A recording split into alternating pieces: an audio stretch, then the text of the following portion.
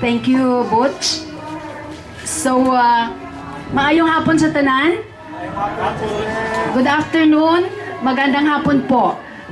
Medyo taglis kita diri kay ang aton mga bisita hindi makaintindi sang hindi man na sila mga Ilonggo, no? So magmix la kita ng pagambalanay naton.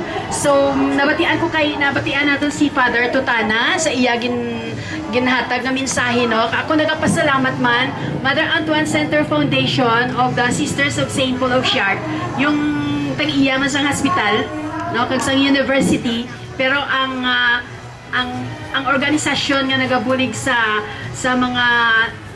mga biktima sa mga amoni, sa mga poor, sa mga pobre, amo ang Mother Antoine Center Foundation. So salamat sa parokya nga ini kay Father Tutana sa paghatag sa amon sa oportunidad nga makatulong or makabulig sa inyo. Okay.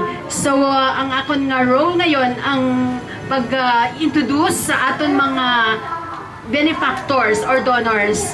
Ang Habi Logistics Philippines Incorporated, iniisa ka organisasyon or institusyon na Asian, coverage niya Asia. Sila ang suppliers ng McDonald's mga materials. Hindi sila McDonald's, may iba pa sila nga mga businesses, no? Ginasunlog ani namon sila, pwede ka mo makadonate sang McDo. So nagkadlaw sila, no? Sila ang nagasupply sa mga tinapay, mga packaging, tanan do bodega sila all over Asia, Southeast Asia. So salamat naman at nakabulig sila sa aton, no? Ang akon nga unang ipakilala amo si Mrs. Sheila Pinlac. Siya ang Senior Human Resource Manager of the company. Miss Sheila, papalapakan natin siya representing the company, no? There are 4 of them. And then we have Yoli Toverada. Please stand up. Human Resource Supervisor. Banji Olanday, Company Nurse. At si Almira Canamo, Finance and Accounting Manager.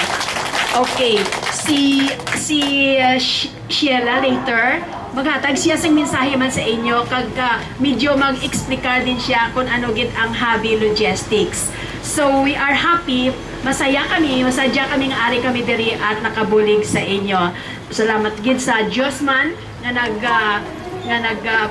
patigayon sinitanan at sa parish ng Concepcion. So maayong hapon sa tanan.